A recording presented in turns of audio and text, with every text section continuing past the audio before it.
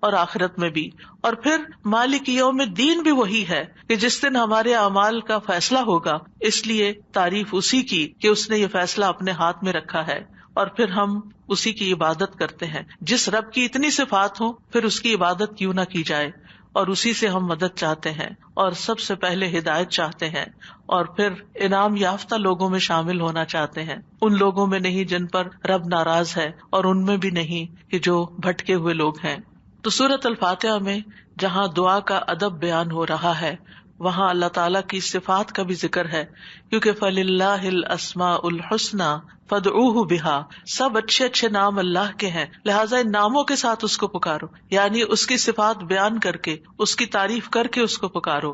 نبی صلی اللہ علیہ وسلم جب صبح کے وقت اٹھتے تھے اور تہجد کی نماز شروع کرتے تھے تو اس وقت ہاتھ باندھ کر دعا پڑھتے تھے، یعنی اذا قام من اللیل یتہجد قال، اس وقت کیا پڑھتے؟ اللہم لک الحمد، اللہ سب تعریف تیرے ہی لیے ہے، انت قیم السماوات والارض ومن فیہن ولک الحمد لک ملک السماوات والارض ومن فیہن ولک الحمد انت نور السماوات والارض ولک الحمد انت الحق ووعدک الحق ولقاؤک حق وقولک حق والجنۃ حق والنار حق والنبیون حق ومحمد صلی اللہ علیہ وسلم حق والساعۃ حق. اس کے بعد دعا کرتے اللہم لک اسلمت وبک آمنت وعلیک توکلت والیک انبت والیک خاصمت والیک حاکمت فاغفر لی ما قدمت وما اخرت وما اسررت وما اعلنت انت المقدم وانت المؤخر لا الہ الا انت. یہ تھا آپ کی دعا مانگنے کا انداز. کتنی زیادہ پہلے اللہ تعالیٰ کی تعریف کی اور پھر اس کے بعد اپنا آپ اللہ تعالیٰ کے سپرد کیا، اور آخر میں جو معصوم عن الخطا ہے نبی صلی اللہ علیہ وسلم، جن کی کوئی غلطیاں ہی نہیں، کوئی گناہ ہی نہیں، وہ کیا مانگ رہے ہیں؟ ایک چیز مانگ رہے ہیں، کیا؟ فاغفر لی ما قدمت وما اخرت وما اسررت وما اعلنت. اللہ تو مجھے بخش دے، میرے اگلے پچھلے پوشیدہ اور ظاہری گناہوں کو معاف کر دے. تو ہی پہلے تھا اور تو ہی آخر میں ہوگا، تیرے سوا کوئی معبود نہیں. نبی صلی اللہ علیہ وسلم کے تہجد کے وقت کی اس دعا سے ہمارے لیے سیکھنے کی کیا بات ہے کہ دعا کا ایک بڑا حصہ کس پر مبنی ہونا چاہیے؟ اللہ تعالیٰ کی تعریف پر مبنی ہونا چاہیے. لیکن ہم نے کبھی یہ دعا کا سلیقہ سیکھا ہی نہیں، اللہ تعالیٰ کی یہ تعریف کبھی اس طرح کی ہی نہیں. ہمیں صرف اپنا آپ ہی یاد رہتا ہے، صرف اپنے مسائل یاد رہتے ہیں، صرف اپنی پریشانیوں کا ذکر رہتا ہے. اللہ تعالیٰ کی حمد و ثنا ہم بھولے رہتے ہیں. اور پھر یہ کہ اللہ سبحانہ و تعالیٰ کی حمد و ثنا کا حق ادا نہیں ہو سکتا جتنی بھی ہم کریں. اس لیے جو اللہ کے پیارے بندے ہوتے ہیں وہ اللہ تعالیٰ کی حمد و ثنا میں زیادہ وقت لگاتے ہیں.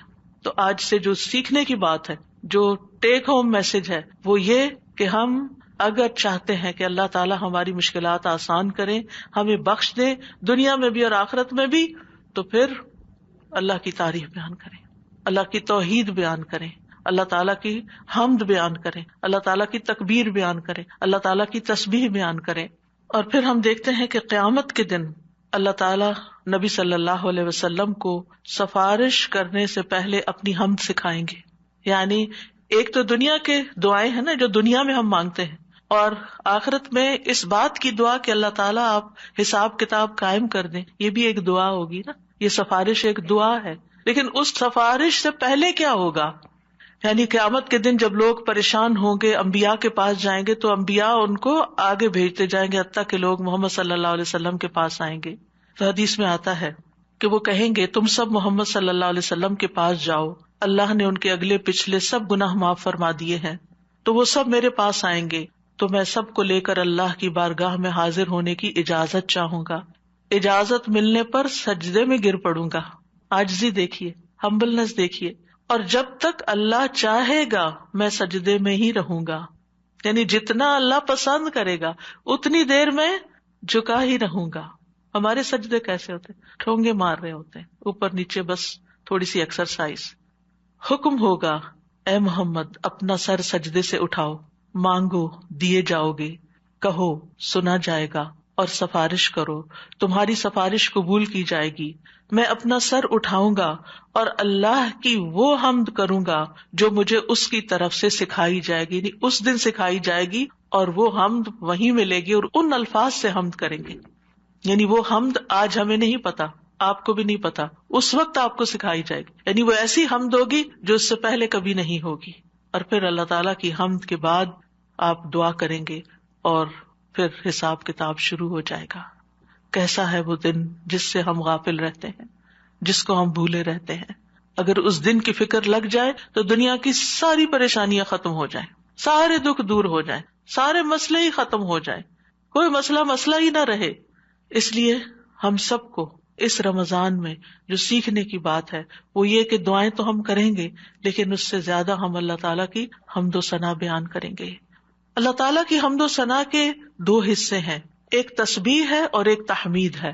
اللہ سبحانہ و تعالیٰ نے اپنی تسبیح اور تحمید دونوں کا حکم دیا ہے. سورۃ الحجر میں آتا ہے فسبح بحمد ربک، یعنی حمد کے ساتھ اور کیا کرو؟ تسبیح کرو. وکم من الساجدین، اور سجدہ کرنے والوں میں سے ہو جائیں.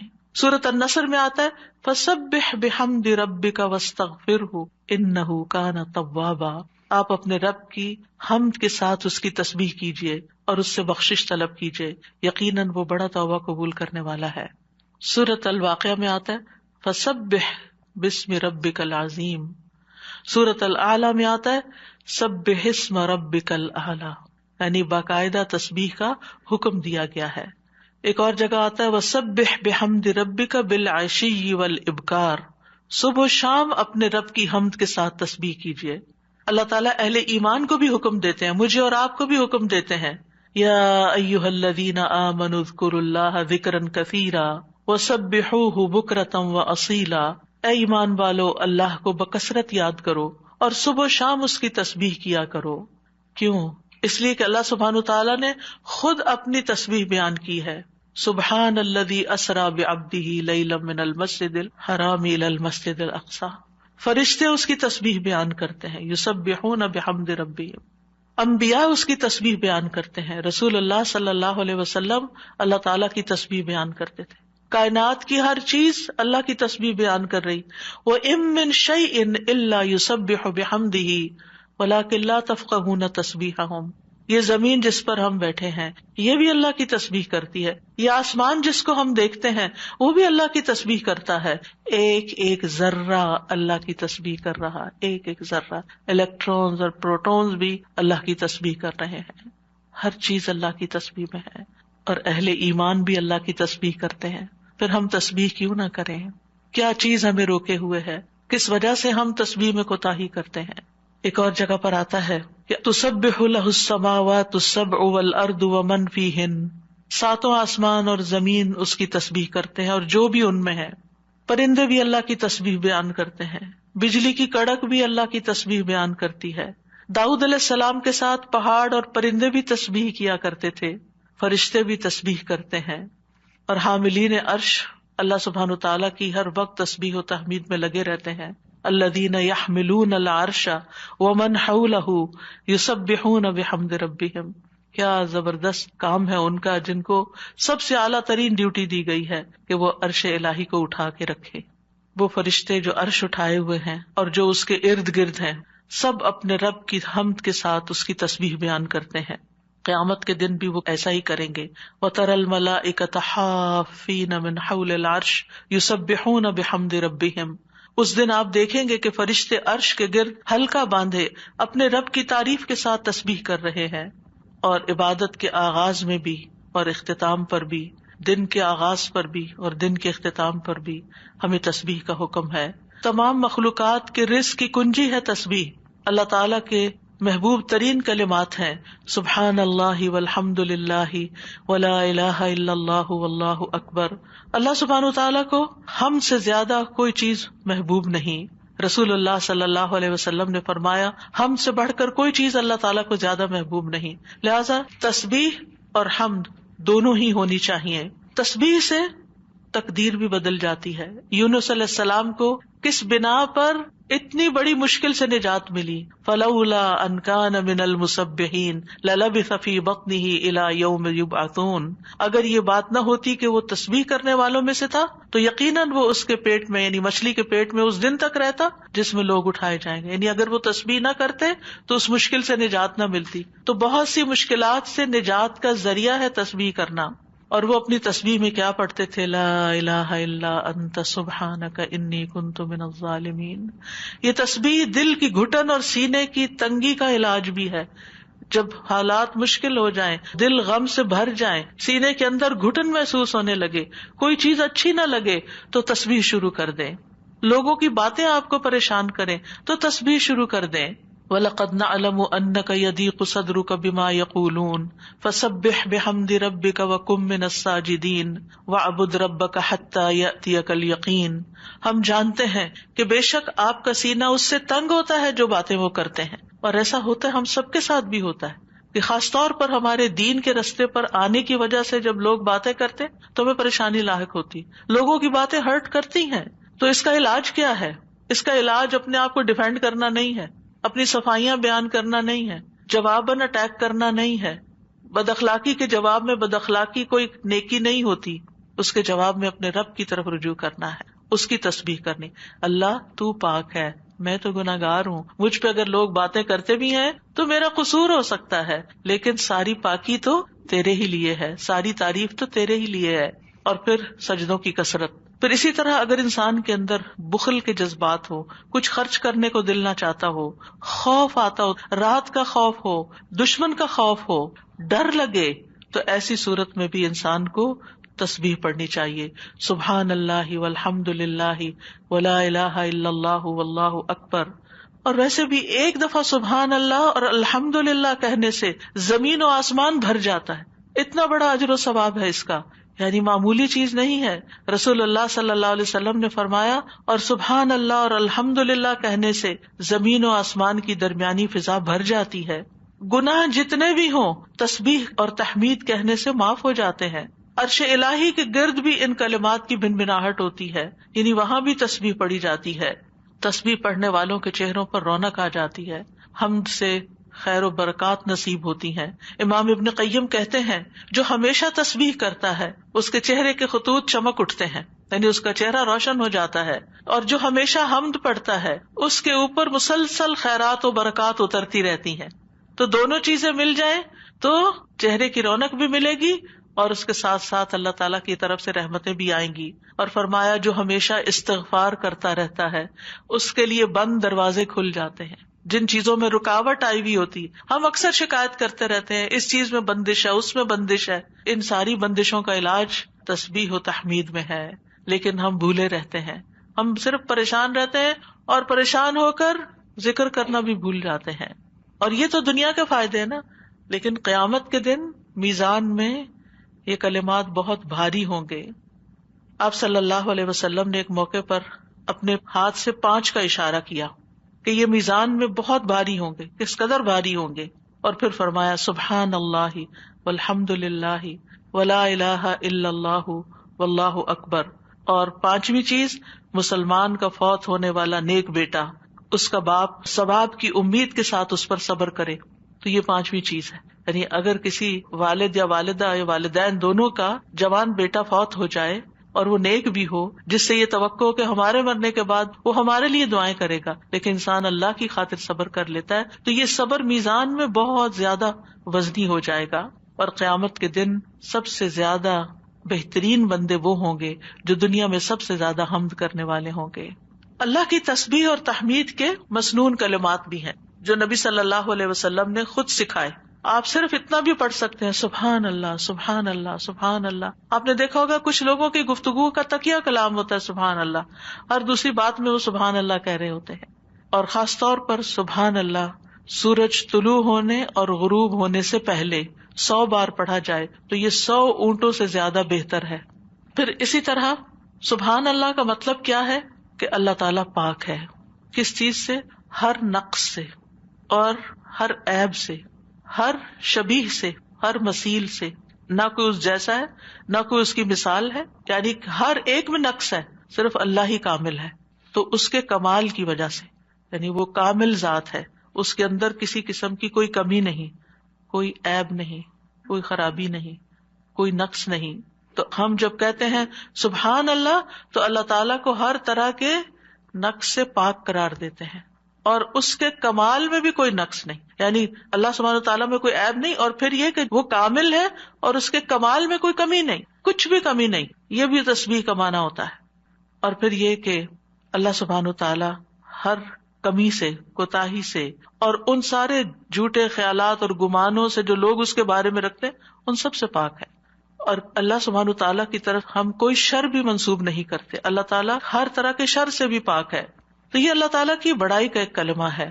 ایک شخص نے حضرت علی رضی اللہ عنہ سے پوچھا کہ سبحان اللہ کیا ہے؟ انہوں نے کہا یہ اللہ کی بڑائی کی تعظیم ہے. سبحان اللہ کلمہ توحید بھی ہے، ایمان کا رکن بھی ہے.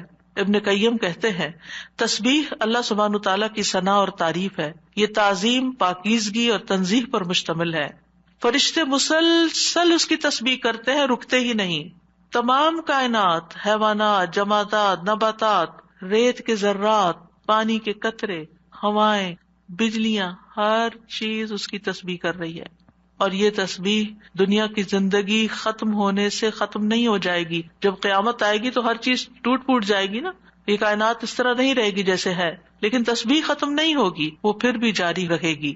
اور مومن جب جنت میں پہنچیں گے تو ان کا ذکر کیا ہوگا؟ تسبیح ہی ہوگی، اللہ تعالیٰ کی حمد و ثنا ہی ہوگی. تو نماز بھی اللہ کے لیے ہوتی ہے، دعا بھی اللہ تعالیٰ سے کی جاتی ہے، اسی طرح تسبیح بھی صرف اللہ کی ہوتی ہے. آپ کسی انسان کی تسبیح نہیں کر سکتے. وہ کہتے ہیں نا تم کس کی تسبیح پڑھ رہے ہو، کسی کی بھی نہیں پڑھنی چاہیے، کیونکہ کوئی پاک ہے ہی نہیں. ہم سب خطا کار ہیں، ہم سب سے غلطیاں ہوتی ہیں. تو اس لیے یہ بھی صرف اور صرف خالصتاً اللہ کے لیے. اور کلمہ سبحان جو ہے یہ اللہ کے سوا کسی کے لیے نہیں بولا جا سکتا. یہ نام بھی نہیں رکھنا چاہیے بچوں کا. اگر کوئی بھول کے رکھ چکا ہے تو اس کو تھوڑا سا آلٹر کر لے، سبحان رکھ لیں، ٹھیک ہے. سبحان نام نہیں رکھتے، یہ نام میں نے سنا تھا کہیں کسی نے رکھا ہوا تھا. تو سبحان جو ہے یہ یعنی ہر عیب سے پاک یہ کیسے ہو سکتا ہے؟ کوئی صرف اللہ تعالیٰ ہی کی صفت ہے. تو اس لیے اللہ تعالیٰ ہی پاک ہے اور اس کے سوا کسی کی پاکی بیان نہیں کی جا سکتی کہ وہ بالکل پاک انسان ہے، پیور ہے. نہیں، سب کے اندر کوئی نہ کوئی کمی بیشی ہوتی ہے. تسبیح کے دوسرے مسنون الفاظ ہیں سبحان اللہ و بحمدہ. اس میں سبحان اللہ کے ساتھ حمد کا بھی ذکر کر دیا گیا. رسول اللہ صلی اللہ علیہ وسلم سے پوچھا گیا کون سا کلام افضل ہے؟ آپ نے فرمایا جو اللہ نے اپنے فرشتوں اور بندوں کے لیے چنا ہے، یعنی سبحان اللہ و بحمدہ.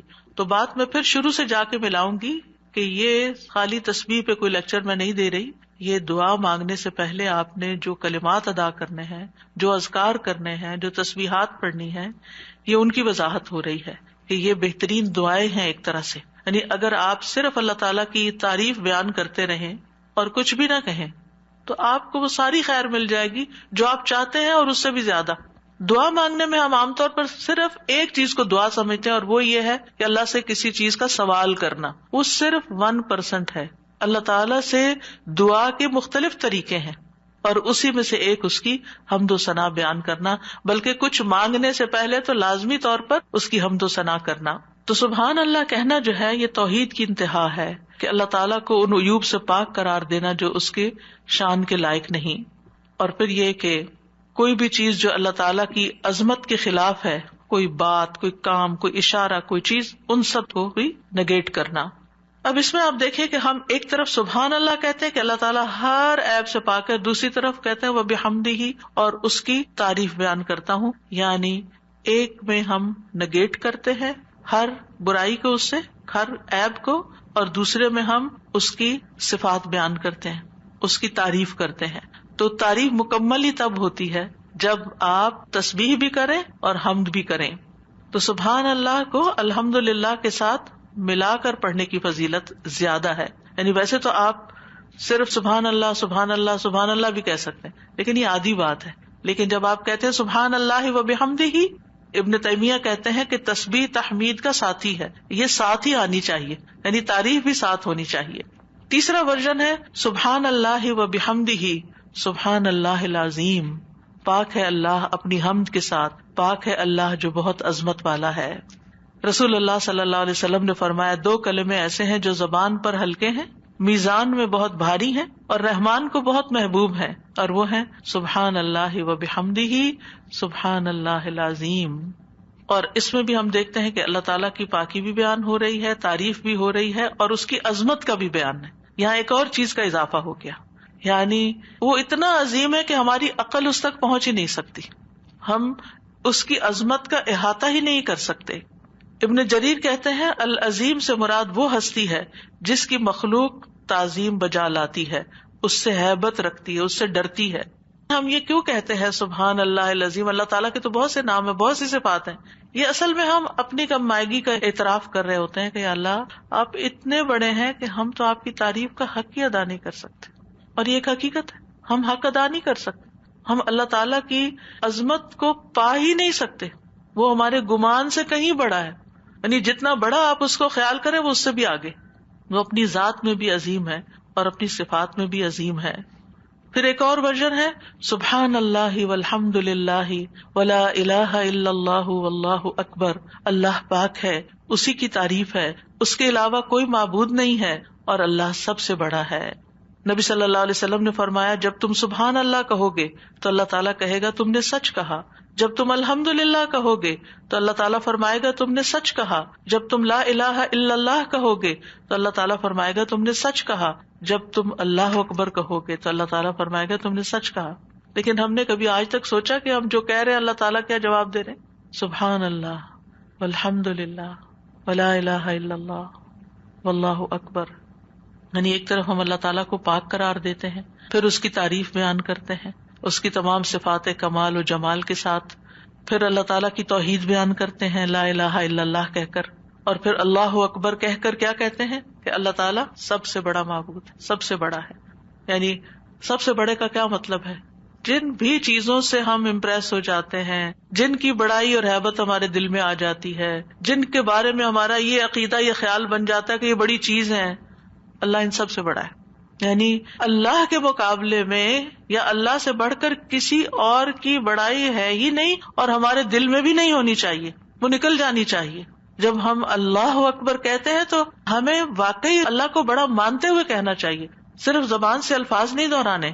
بعض اوقات ہم کسی کے پاس بہت دولت دیکھتے ہیں یا سنتے ہیں کہ اچھا اتنا، پچھلے دنوں ایسے کسی کے بارے میں گزرتے میں نے دیکھا کہ ان کے پاس فلاں چیز 500 کروڑ کی ہے۔ ان کا اچھا اب کتنے ہی لوگ ہوں گے کہ جو دیکھ کے واو کر رہے ہوں گے کہ 500 کروڑ، اوئے ہوئے ہوئے۔ یہ انسان کی کمزوری ہے، اپنے جیسے انسانوں کے پاس اگر کوئی چیز دیکھتا ہے، اگر آپ کہیں کہ فلاں کے پاس ایک گھر بھرا ہوا سونے کا ہے، ان کا اچھا، ہم دوسروں کے مال و دولت سے امپریس ہو جاتے ہیں۔ پھر اسی طرح ہم کسی کے علم، کسی کی ڈگریاں، اس کے پاس 4 PhD سے، اچھا ہم متاثر ہو جاتے ہیں، فلاں اتنا بڑا، فلاں یونیورسٹی کا پروفیسر ہے، فلاں سائنٹسٹ ہے، فلاں شاعر ہے، فلاں ڈاکٹر ہے۔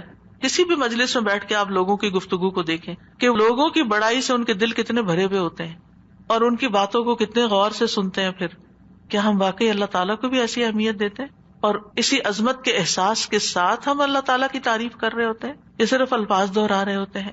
تو اللہ سبحانہ تعالیٰ سب عقل رکھنے والوں سے بڑی عقل رکھتا ہے، سب حکمت والوں سے بڑا حکیم ہے، سب رزق رکھنے والوں سے بڑا رازق ہے، غنی ہے، القدیر ہے، العزیز ہے، الرحیم ہے۔ پھر ایک اور ورژن ہے تسبیح کا، سبحان اللہ و بحمدہ استغفر اللہ و اتوب الیہ۔ میرے خیال ہے ایک ہمارا کارڈ بھی ہے تسبیحات کا، اویلیبل ہے الحمدللہ، تو آپ یہ کارڈ ضرور لے لیجئے، اور اس کارڈ سے کم از کم یہ سارے ورژنز آپ کو انشاءاللہ مل جائیں گے کہ مختلف الفاظ میں ہم اللہ تعالیٰ کی تسبیح کرتے رہیں جو ہمیں رسول اللہ صلی اللہ علیہ وسلم نے سکھائے ہیں، ہمیں وہ پتہ ہونے چاہیے۔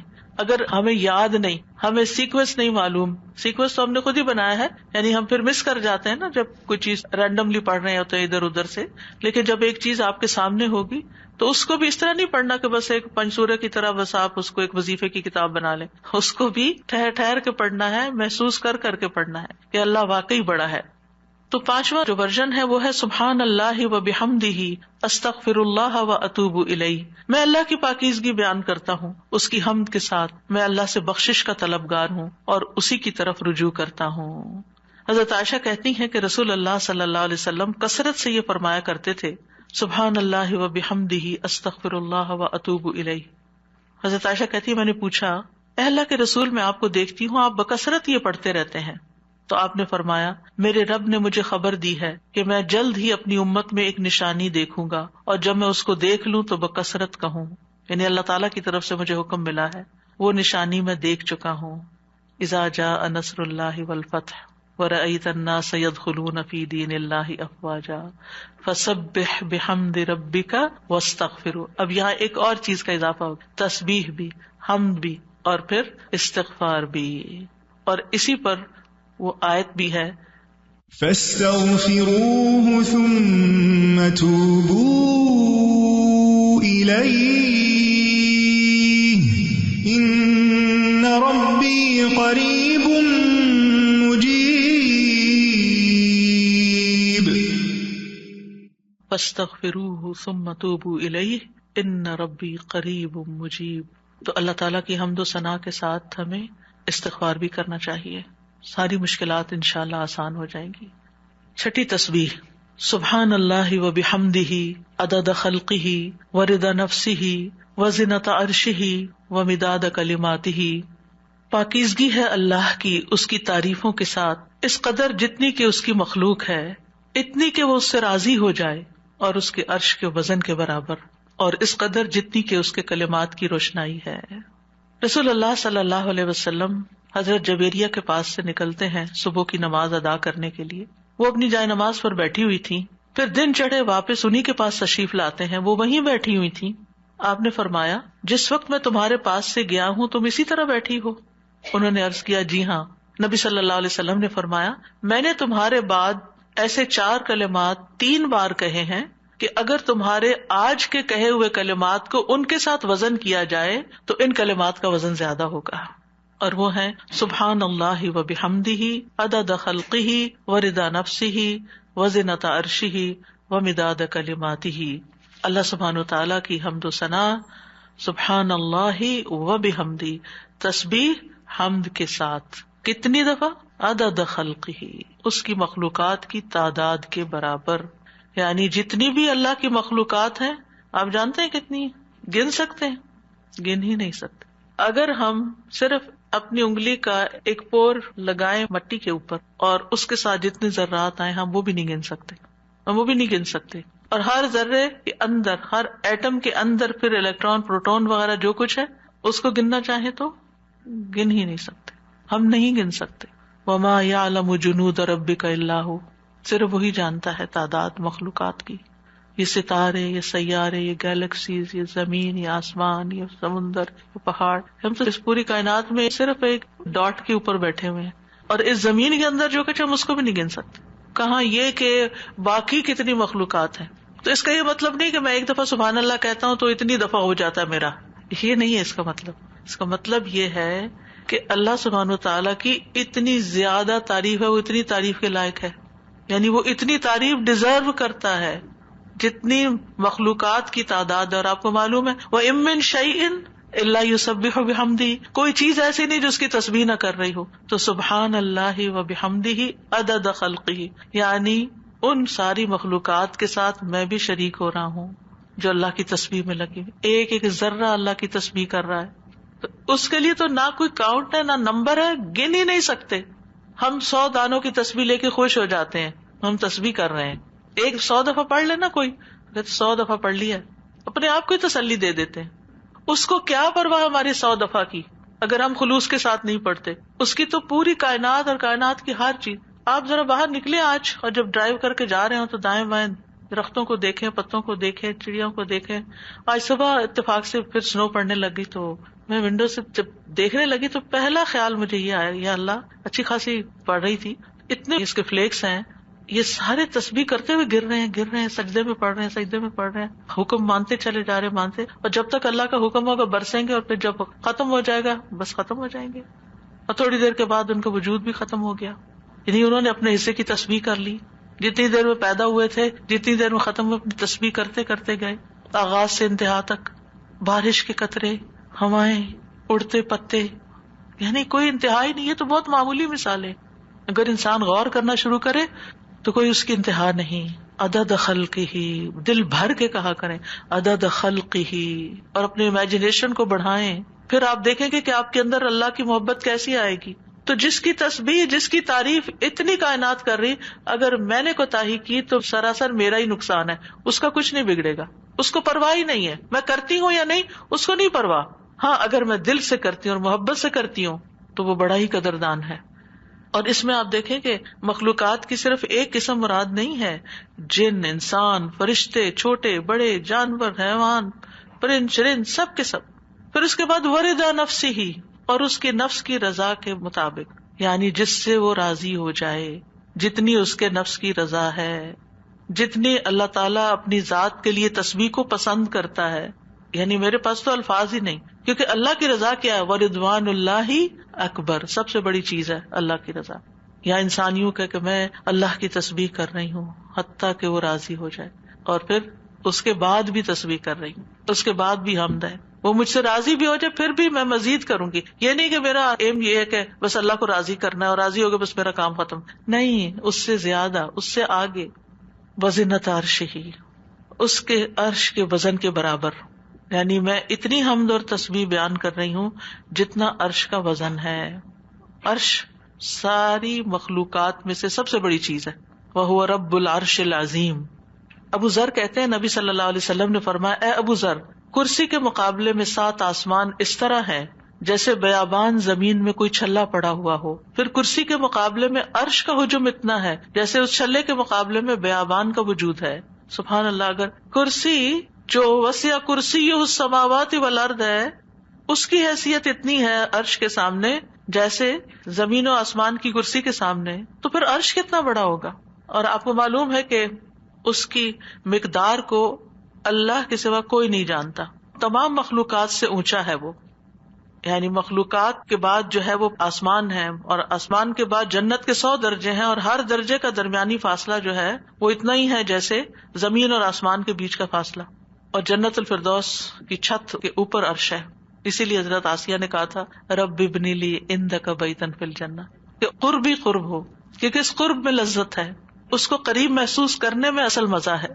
اور حقیقت یہ ہے کہ اس دنیا میں سب سے زیادہ خوبصورت احساس، سب سے زیادہ لذت والی چیز رب کی معرفت ہے. یہ سب سے بڑی حقیقت ہے، سب سے بڑا ٹروتھ ہے. جو اپنے رب کو پا لیتا ہے اور اپنے رب کے قرب کو محسوس کر لیتا ہے، پھر اس کے سامنے دنیا کی ہر نعمت چھوٹی ہو جاتی ہے، ہر مسئلہ چھوٹا ہو جاتا ہے، کیونکہ اس نے پا لیا ہے جس کو پانا چاہیے تھا، جس کے لیے وہ بھیجا گیا تھا دنیا میں، اس نے اس کو پا لیا. تو بہرحال اللہ تعالیٰ کے عرش کے وزن کے برابر اس کی حمد و ثنا. ومداد کلماتہ، کلمات سے مراد اللہ کا وہ کلام ہے جس کے ساتھ اللہ نے اپنے رسولوں کے ساتھ کلام کیا، جو کتابوں کی شکل میں اتارا، جو اس کے لوح محفوظ میں ہے. یہ کلام، اس کی وسعت کیا ہے؟ قرآن مجید میں آتا ہے قل لو کان البحر مدادا لکلمات ربہ لنفد البحر قبل ان تنفد کلمات ربہ ولو جئنا بمثلہ مددا. کہہ دیجئے اگر سمندر میرے رب کی باتوں کے لیے سیاہی بن جائے تو یقیناً سمندر ختم ہو جائے گا اس سے پہلے کہ میرے رب کی باتیں ختم ہوں، اگرچہ ہم اس کے برابر اور سیاہی لے آئیں. دوسری جگہ پر آتا ہے 7 ابحر، 7 سمندر بھی مزید آ جائیں تو خشک ہو جائیں گے لکھ لکھ کر، لیکن رب کے کلمات ختم نہیں ہوں گے. اس کے برابر اللہ کی تعریف. اور یہاں پر ایک طرح سے بطور مبالغہ سب چیزوں کی مثال دی گئی ہے، ورنہ اللہ کی تعریف تو اس سے بھی زیادہ، اس کا تو کوئی شمار ہی نہیں کر سکتا. پھر ہم اپنی ساری زندگی میں کتنی تسبیح کر رہے ہیں، کیا کر لیا ہم نے؟ کچھ بہت بڑا مارکا مال ہے. پھر کس بات کا غرور، کس بات کا تکبر کہ ہم کیا چیز ہیں، ہم کتنے نیک ہیں، یہ تو خیال آنا بھی نہیں چاہیے. حاملین عرش، جو فرشتے عرش اٹھائے ہوئے ہیں، وہ اللہ تعالیٰ کی تسبیح بیان کرتے ہیں اور کہتے ہیں مَا عَبَدْنَاكَ حَقَّ عِبَادَتِكَ، ہم نے آپ کی عبادت کا حق ہی ادا نہیں کیا. وہ اللہ کی عظمت کو جانتے ہیں نا، اس لیے کہتے ہیں کہ ہم نے عبادت کا حق ادا نہیں کیا. ہم اللہ تعالیٰ کی عظمت کو نہیں جانتے، ہم اللہ کی معرفت نہیں رکھتے، لہٰذا ہم بڑی تسلی میں کہ ہم نے تو عبادت کر لی، ہم تو ساری نیکیاں کر لیں، یہ بھی کر لیے، یہ بھی کر لیے، یہ بھی خانے پورے کر لیے. اور 7ویں تسبیح اللہ اکبر کبیرہ والحمد للہ کثیرا وسبحان اللہ بکرۃ واصیلا. بہت ہی خوبصورت کلمات ہیں. اللہ سب سے بڑا ہے، بہت بڑا، اور تمام تعریف اللہ کے لیے ہے، بہت زیادہ، اور تسبیح اللہ ہی کے لیے ہے صبح اور شام۔ ابن عمر کہتے ہیں ہم رسول اللہ صلی اللہ علیہ وسلم کے ساتھ نماز پڑھ رہے تھے کہ لوگوں میں سے ایک آدمی نے کہا اللہ اکبر کبیرا والحمد للہ کثیرا وسبحان اللہ بکرۃ واصیلا، تو رسول اللہ صلی اللہ علیہ وسلم نے فرمایا یہ اس طرح کے کلمات کہنے والا کون ہے؟ تو لوگوں کی جماعت میں سے ایک آدمی نے عرض کیا اللہ کے رسول میں ہوں۔ آپ نے فرمایا کہ مجھے تعجب ہوا کہ اس کے لیے آسمان کے دروازے کھول دیے گئے، یعنی ان کلمات کے لیے جس محبت اور شوق سے اس نے پڑھے۔ ابن عمر کہتے ہیں میں نے ان کلمات کو پھر کبھی بھی نہیں چھوڑا۔ افسوس کہ ہمیں زندگی میں بڑی دیر سے پتہ چلا ہے، اور جو ہم نے دعائیں رٹی ہوئی ہیں نا ان کو ہم آٹو پہ لگا کے شروع کر دیتے ہیں اور بھول جاتے ہیں کہ ہم بھی اللہ اکبر کہہ کے سب سے پہلے ہاتھ باندھ کر اللہ کی تکبیر بیان کریں۔ لیکن انشاءاللہ اگر کوشش جاری رہی تو عادت بھی ہو جائے گی۔ وہ کہتے ہیں جب سے میں نے رسول اللہ صلی اللہ علیہ وسلم سے یہ بات سنی کہ اس کے لیے آسمان کے دروازے کھول دیے گئے، میں نے اس کو چھوڑا ہی نہیں، اور ہم نے کبھی اس کو پڑھا ہی نہیں۔ علم ہونے اور نہ ہونے میں بہت بڑا فرق ہے۔ ہم دو چار باتیں جان لیتے ہیں تو ہم سمجھتے ہیں ہم نے سب کچھ سیکھ لیا، اور کیا سیکھنا ہے، اس کی ضرورت محسوس نہیں کرتے۔ بہرحال اس میں اللہ تعالیٰ کی بہت زیادہ بڑائی کا اظہار ہے، اس کی تعظیم ہے، اس کی بہت زیادہ تعریف ہے، اور اس کی تسبیح ہے صبح و شام۔ پھر 8ویں تسبیح سبحانک اللہم وبحمدک وتبارک اسمک وتعالی جدک ولا الہ غیرک۔ اے اللہ تو پاک ہے اپنی تعریف کے ساتھ، تیرا نام بڑی برکت والا ہے، تیری بزرگی بلند و برتر ہے، تیرے علاوہ کوئی الہ نہیں۔ رسول اللہ صلی اللہ علیہ وسلم نے فرمایا بے شک اللہ کو سب سے زیادہ محبوب کلام یہ ہے کہ بندہ یوں کہے سبحانک اللہم وبحمدک وتبارک اسمک وتعالی جدک ولا الہ غیرک، اور اس میں اللہ تعالیٰ کے نام کی خیر و برکت کا ذکر بھی ہے۔ تبارک اسمک۔ 9ویں تسبیح سبحان اللہ لا شریک لہ لہ الملک ولہ الحمد وہو علی کل شیء قدیر لا حول ولا قوۃ الا باللہ سبحان اللہ وبحمدہ۔ ابو ذر کہتے ہیں آپ صلی اللہ علیہ وسلم نے فرمایا اللہ کے نزدیک محبوب ترین کلام یہ ہے۔ 10ویں تعریف اللہم لک الحمد کلہ والیک یرجع الامر کلہ۔ اے اللہ تیری ہی لیے سب تعریف ہے اور تیری ہی طرف سب کام لوٹتے ہیں۔ ایک اعرابی نے کہا کہ مجھے کوئی دعا سکھا دے جس سے مجھے فائدہ پہنچے، تو آپ نے اس کو یہ دعا سکھا دی اللہم لک الحمد کلہ، ساری ہی تعریف تیرے لیے، وَإِلَيْكَ يَرْجِعُ الْأَمْرُ كُلُّهُ، سارے معاملات تیرے ہی حضور پیش ہوتے ہیں، یعنی تعریف کا حقدار بھی تو ہی ہے۔ اور اس کے بعد یہ کہ ہمارے اعمال ہوں یا کام ہوں یا جو بھی معاملات ہوں سب کے سب تیرے ہی پاس جا رہے ہیں۔ اور پھر اللہم ربنا لک الحمد ملء السماوات وملء الارض وملء ما شئت من شیء بعد۔ اے اللہ، اے ہمارے رب، تیرے ہی لیے ہر قسم کی تعریف ہے جس سے کہ آسمان بھر جائیں، زمین بھر جائے، اور ہر وہ چیز بھر جائے جسے تو چاہے کہ وہ بھر جائے۔ رسول اللہ صلی اللہ علیہ وسلم یہ دعا مانگا کرتے تھے، اور یہ دعا جو ہے اس میں اللہ تعالیٰ کی حمد ہے جس کو کوئی شمار نہیں کر سکتا۔ اور پھر سبحان اللہ عدد ما خلق، آپ سب بھی پڑھیے میرے پیچھے، سبحان اللہ عدد ما خلق، سبحان اللہ ملء ما خلق، سبحان اللہ عدد ما فی الارض والسماء، سبحان اللہ ملء ما فی السماء والارض، سبحان اللہ ملء ما خلق، سبحان اللہ عدد ما احصا کتابہ، وسبحان اللہ ملء کل شیء۔ میں اللہ کی پاکیزگی بیان کرتا ہوں ان چیزوں کی گنتی کے برابر جو زمین و آسمان میں ہیں۔ میں اللہ کی اتنی پاکیزگی بیان کرتا ہوں جس سے وہ چیزیں بھر جائیں جو آسمان و زمین میں ہیں۔ کیا کہا؟ اتنی پاکیزگی بیان کرتا ہوں کہ جس سے ہر وہ چیز بھر جائے جو آسمان اور زمین میں ہے۔ اتنی بھر بھر کے میں تعریف کر رہا ہوں اللہ کی۔ میں اللہ کی پاکیزگی بیان کرتا ہوں جس سے اس کی مخلوقات بھر جائیں۔ میں اللہ کی پاکیزگی بیان کرتا ہوں ان چیزوں کی گنتی کے برابر جن کو اس نے اپنی کتاب میں شمار کیا، یعنی لوح محفوظ میں۔ اور میں اللہ کی اتنی پاکیزگی بیان کرتا ہوں جس سے ہر چیز بھر جائے۔ اور یہ خوبصورت ترین دعا ہے اللہ تعالیٰ کی تعریف کی۔ 12ویں تعریف ہے یا بدیع السماوات یا حی یا قیوم انی اسألک۔ اے آسمانوں کو پیدا کرنے والے، اے زندہ اور قائم رہنے والے، بے شک میں تجھ سے سوال کرتا ہوں۔ اب سوال پہ آ رہے ہیں کہ میں تجھی سے مانگتا ہوں، یعنی جس نے ہر چیز کو پیدا کیا، آسمان اور زمین کو نئے سرے سے پیدا کیا، وہ کچھ بھی کر سکتا ہے، اس کے لیے کوئی چیز بھی مشکل نہیں۔ اور پھر اس میں اللہ تعالیٰ کے اور ناموں کا بھی واسطہ ہے، الحی القیوم کا بھی۔ 13ویں تعریف اللہم انی اسألک انی اشہد انک انت اللہ لا الہ الا انت الاحد الصمد الذی لم یلد ولم یولد ولم یکن لہ کفوا احد. اے اللہ بے شک میں تجھ سے سوال کرتا ہوں، بے شک میں گواہی دیتا ہوں کہ یقیناً تو ہی اللہ ہے، تیرے سوا کوئی الہ نہیں، تو ایک ہے، بے نیاز ہے، ایسی ذات ہے جس نے کسی کو جنم نہیں دیا اور نہ ہی تو جنم دیا گیا ہے اور نہ ہی اس کا کوئی ہمسر ہے، اور نہ ہی وہ جنم دیا گیا اور نہ ہی اس کا کوئی ہمسر ہے. یہ وہ کلمات ہیں کہ جن کے بارے میں آپ صلی اللہ علیہ وسلم نے فرمایا تم نے اللہ سے اس کا وہ نام لے کر مانگا ہے کہ جب اس کے اس نام کے ساتھ سوال کیا جاتا ہے تو وہ عطا کرتا ہے، یعنی وہ دیتا ہے تمہیں، اور جب اس کے ساتھ دعا کی جاتی ہے تو قبول فرماتا ہے.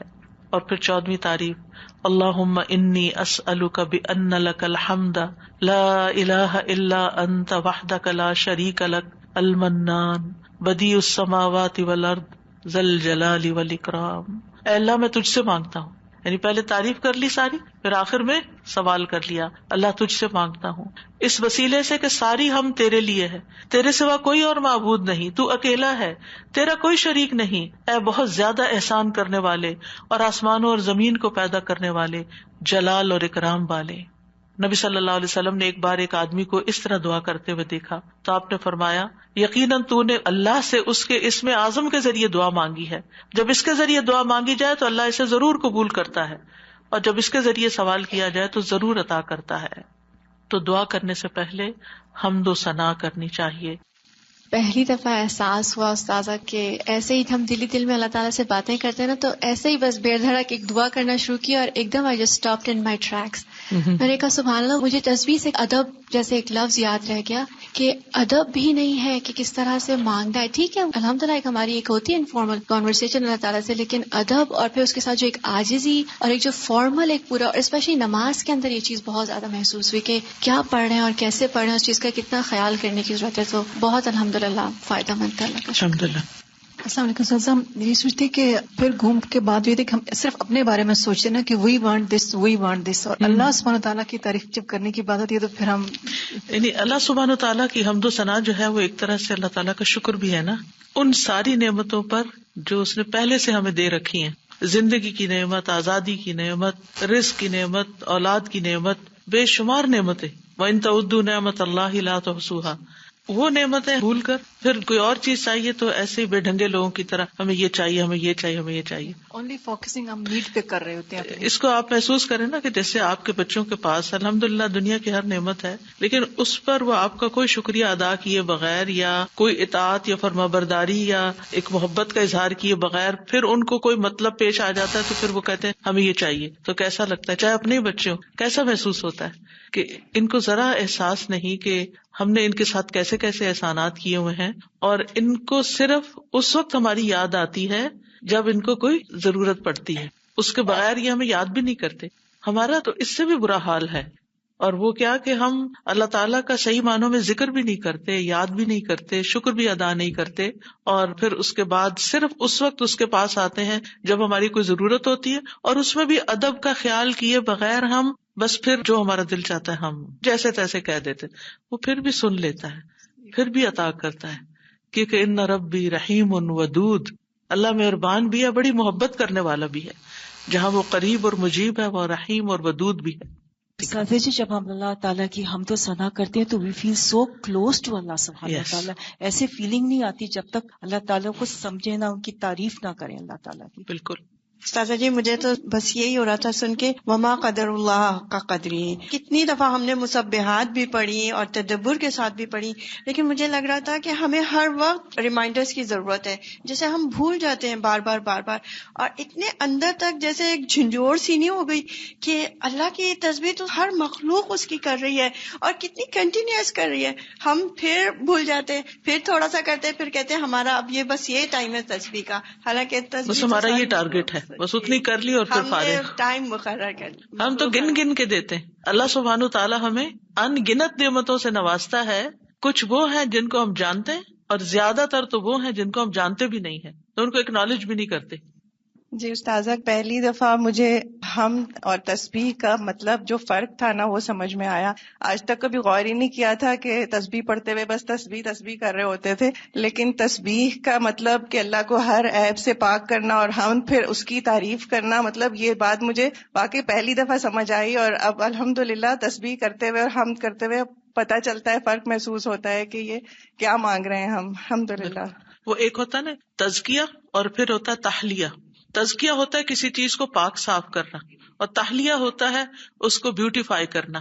تو اللہ سبحانہ و تعالیٰ کو ہم ہر عیب سے پاک قرار دیتے ہیں. ہم اس بات کا اظہار کرتے ہیں کہ اس کے اندر کوئی عیب، کوئی کمی، کوئی نقص، کسی قسم کی اس کے کمال میں بھی کوئی کمی نہیں. ایک تو ویسے کوئی عیب نہیں، اور ایک ہی اتنا پرفیکٹ ہے کہ اس پرفیکشن میں کوئی کمی نہیں ہے، یعنی کہیں سے بھی کم نہیں ہے. اور پھر اس کے بعد ہم یعنی پھر تعریف بیان کرتے ہیں، پھر تحلیہ. سبحانک اللہم و بحمدک اشہد ان لا الہ الا انت استغفرک و اتوب الیک. یہ بھی ایک تسبیح ہے. السلام علیکم و رحمۃ اللہ وبرکاتہ.